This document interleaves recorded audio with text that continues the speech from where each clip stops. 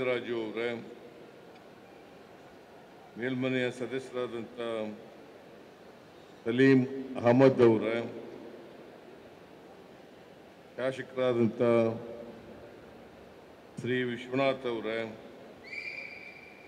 ಮೇಲ್ಮನೆಯ ಸದಸ್ಯರಾದಂಥ ರಾಮೋಜಿ ಗೌಡ ಅವರೇ, ಮಾನ್ಯ ಪುಟ್ಟಣ್ಣ ಅವರೇ,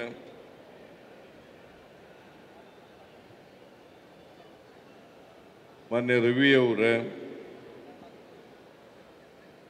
ಒಕ್ಕಲಿಗರ ಸಂಘದ ಅಧ್ಯಕ್ಷರಾದಂಥ ಶ್ರೀ ಹನುಮಂತಯ್ಯ ಅವರೇ, ವೇದಿಕೆ ಮೇಲಿರ್ತಕ್ಕಂಥ ಎಲ್ಲ ಆತ್ಮೀಯ ಆಹ್ವಾನಿತರೆ, ಇಲ್ಲಿ ನೆರೆದಿರ್ತಕ್ಕಂಥ ಆತ್ಮೀಯ ಸೋದರ ಸೋದರಿಯರೇ, ಮಾಧ್ಯಮದ ಗೆಳೆಯರೇ, ಇವತ್ತು ಕರ್ನಾಟಕದಾದ್ಯಂತ ಕನ್ನಡ ಮತ್ತು ಸಂಸ್ಕೃತಿ ಇಲಾಖೆಯ ವತಿಯಿಂದ ನಾಡಪ್ರಭು ಕೆಂಪೇಗೌಡರವರ ಜನ್ಮದಿನವನ್ನು ಆಚರಣೆ ಮಾಡ್ತಾ ಇದ್ದೀವಿ.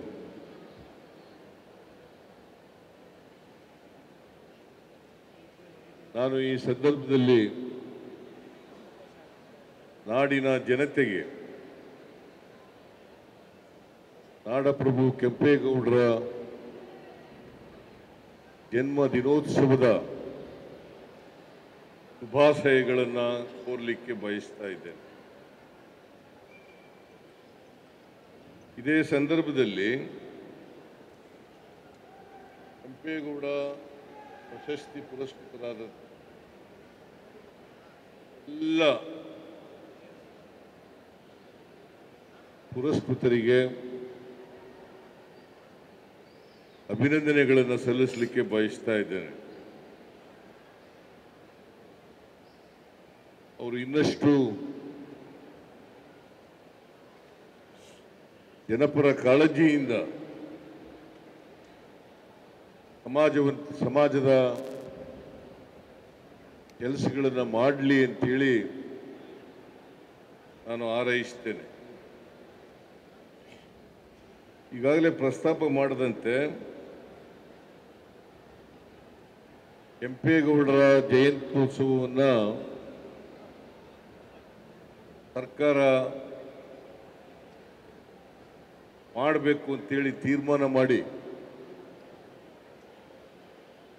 ಇಲ್ಲೇ ನಿರ್ಮಲಾನಂದ ಸ್ವಾಮೀಜಿಯವರು ಇದ್ದಾರೆ, ಅವ್ರ ಜೊತೆ ಚರ್ಚೆ ಮಾಡಿದೆ.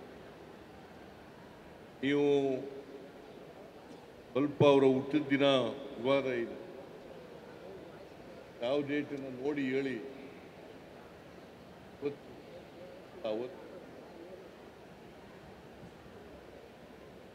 ಅವರು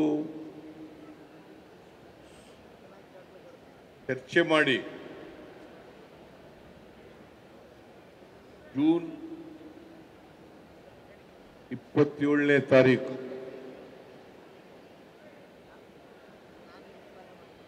ಅವರು ಹುಟ್ಟಿದ್ದು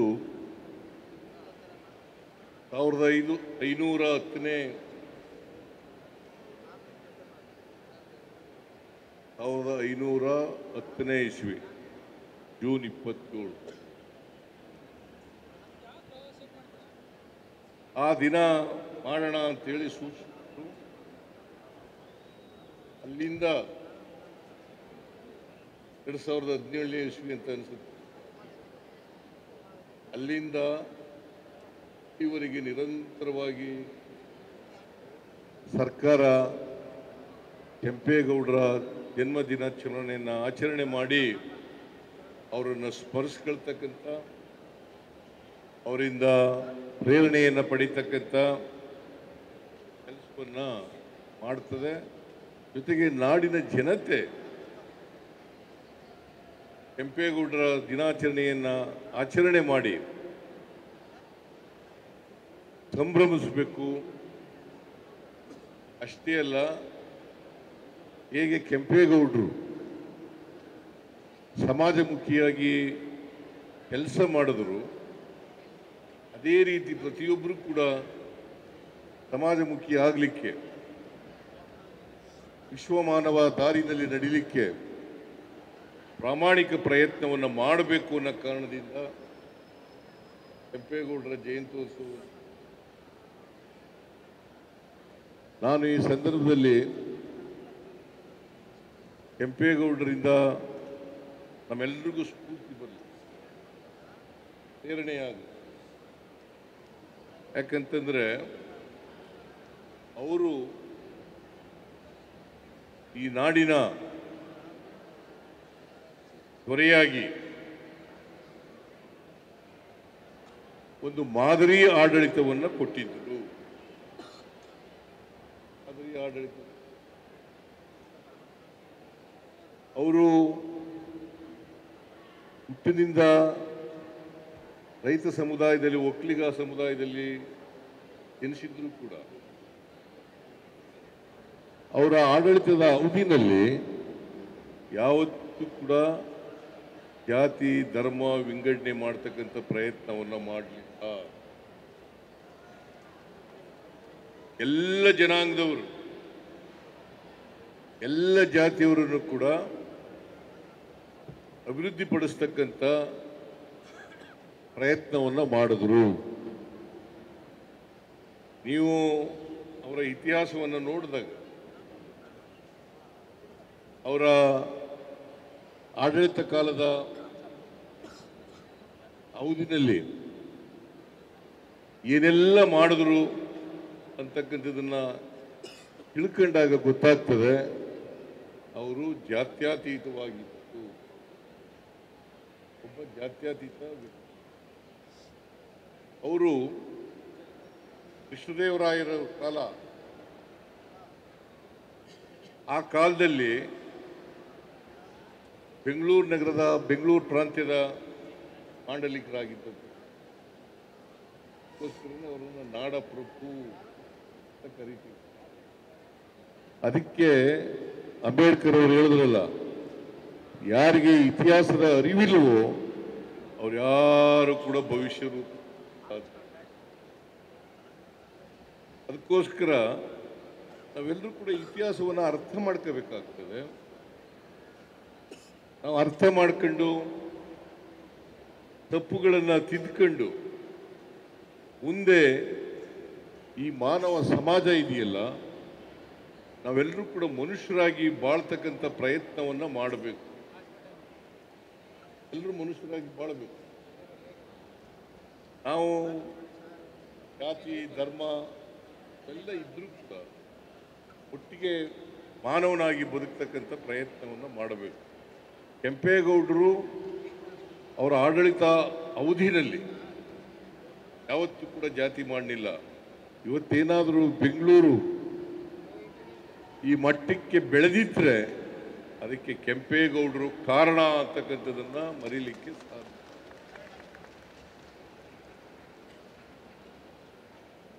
ಅವರು ಅವತ್ತೇನೆ ದೂರದೃಷ್ಟಿ ಇಟ್ಕೊಂಡು,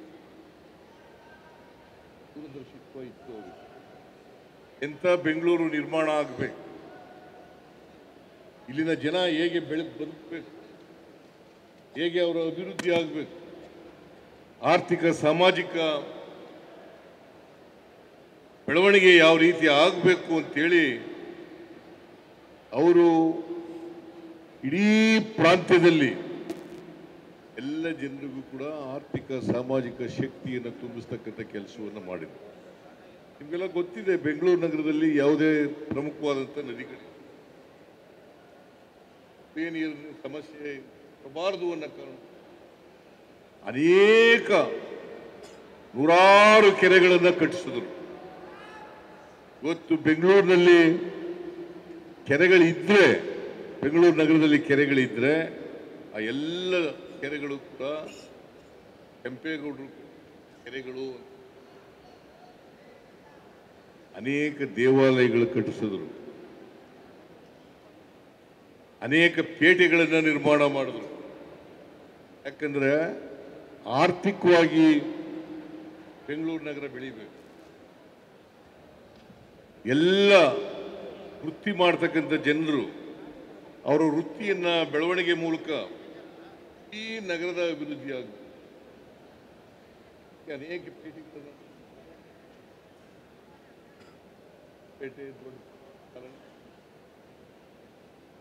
ಪೇಟೆ, ನಗರ ಪೇಟೆ,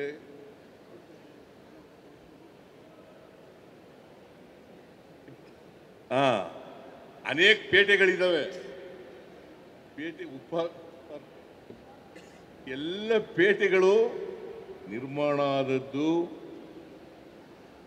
ಕೆಂಪೇಗೌಡರ ಕಾಲದಲ್ಲಿ. ನೋಡಿ, ಅವಾಗ ಎಂಥ ದೂರದರ್ಶಿತ್ವ ಇತ್ತು ಅವರಿಗೆ ಆ ಕಾಲದಲ್ಲಿ. 500 ವರ್ಷಗಳ ಹಿಂದೆ ಆ ದೂರದರ್ಶಿತ್ವ ಇತ್ತಲ್ಲ, ಅದು ಎಲ್ರಿಗೂ ಕೂಡ ಬರಬೇಕು. ನಮ್ಮ ಸಮಾಜ 50 ವರ್ಷದಲ್ಲಿ ಏನಾಗಬೇಕು, 100 ವರ್ಷದಲ್ಲಿ ಏನಾಗಬೇಕು, 150 ವರ್ಷದಲ್ಲಿ ಏನಾಗಬೇಕು, 100 ವರ್ಷದಲ್ಲಿ ಏನಾಗಬೇಕು ವಿಚಾರ ಮಾಡ್ತಕ್ಕಂಥ ಇದೆಯಲ್ಲ, ಅದನ್ನೇ ನಾವು ವಿಷನರಿ ಅಂತ ಕರಿತೀವಿ.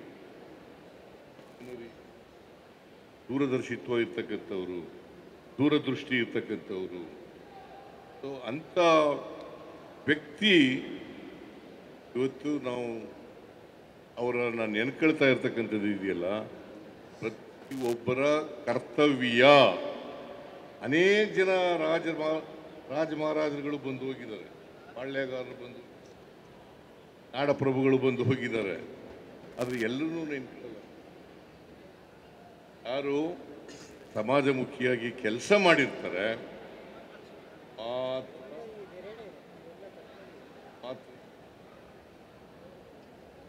ಅವರಿಂದ ಪ್ರೇರಣೆಯನ್ನ, ಸ್ಫೂರ್ತಿಯನ್ನ ಪಡಿತಕ್ಕಂಥ ಪ್ರಯತ್ನವನ್ನು ಮಾಡ್ತಾರೆ. ಅದಕ್ಕೋಸ್ಕರ ಕೆಂಪೇಗೌಡರ ಈ ಭಾಗ ಅವರು ಬದುಕಿದ್ರು, ಆ ಎಲ್ಲ ಭಾಗಗಳು ಕೂಡ ಅಭಿವೃದ್ಧಿ ಆಗಬೇಕು ಅಂತೇಳಿನೇ ಕೆಂಪೇಗೌಡ ಅಭಿವೃದ್ಧಿ ಪ್ರಾಧಿಕಾರ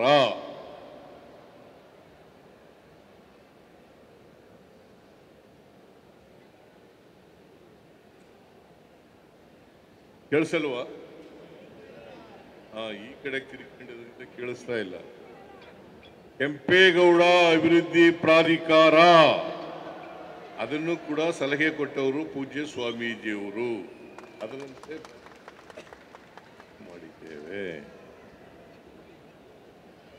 ಕೆಂಪೇಗೌಡರ ಹೆಸರಿನಲ್ಲಿ ಬೆಂಗಳೂರು ನಗರವನ್ನ ಅಭಿವೃದ್ಧಿಪಡಿಸಲಿಕ್ಕೆ ಇವತ್ತು ವಿಶ್ವವಿಖ್ಯಾತ ಬೆಂಗಳೂರು ಆಗಿದೆ.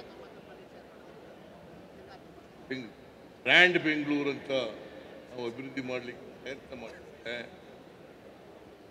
ಕೆಂಪೇಗೌಡರು ನಿರ್ಮಾಣ ಮಾಡಿದಂಥ ಅವರ ಪ್ರಯತ್ನ ಅಂತಕ್ಕಂಥದ್ದನ್ನು ಮರೀಲಿಕ್ಕೆ ಸಾಧ್ಯ ಇಲ್ಲ.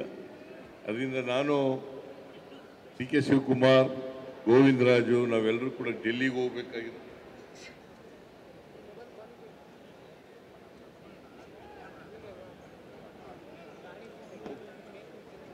ಮಾತಾಡಿ ಆಮೇಲೆ ನಿಧಾನವಾಗಿ ಮಾಡಿ ನಾವು ಡೆಲ್ಲಿಗೆ ಹೋಗ್ತೀವಿ ಅಂತೇಳಿ ಆತುರವಾಗಿ ಮುಗಿಸೋದು ಕಾರ್ಯಕ್ರಮ ನಿಧಾನವಾಗಿ ಮಾಡಿ ಅಂತ ಅಂಗಡಿ ಕನ್ನಡ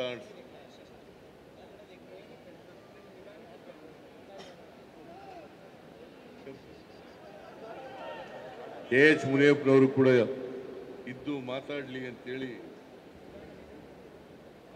ಹೇಳಿ ಸೂಚನೆ ಕೊಟ್ಟು ಅವರಿಗೆ ಈ ಕಾರ್ಯಕ್ರಮ ಬಹಳ ಯಶಸ್ವಿಯಾಗಿ ನಡೆದಿದೆ. ನೀವೆಲ್ಲರೂ ಕೂಡ ಉತ್ಸಾಹದಿಂದ ಭಾಗಿಯಾಗಿದ್ದೀರಿ. ನೀವೆಲ್ಲರಿಗೂ ಕೂಡ ನಾನು ಇಷ್ಟೇ ಹೇಳೋದು, ಕೆಂಪೇಗೌಡರು ಹೇಗೆ ಜಾತ್ಯತೀತವಾಗಿ ಬದುಕಿದ್ರು ಅದೇ ರೀತಿ ಕೆಂಪೇಗೌಡರು ಯಾವುದೇ ಒಂದು ಜಾತಿ ಸೀಮಿತರಾದವರು, ಈ ಸಮಾಜ ಅವರನ್ನ ಸ್ಮರಿಸ್ಕೋಬೇಕು. ಸಮಾಜದ ಎಲ್ಲ ಜನರು ಕೂಡ ಸ್ಮರಿಸ್ಕೋಬೇಕು. ಅವರು ಮಾಡಿದಂಥ ಕೆಲಸಗಳನ್ನು ಸ್ಮರಿಸ್ಕೋಬೇಕು.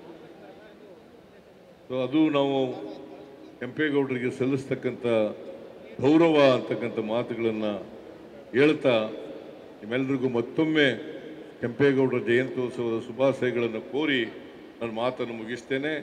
ಜೈ ಹಿಂದ್, ಜೈ ಕರ್ನಾಟಕ, ಜೈ ಕೆಂಪೇಗೌಡ.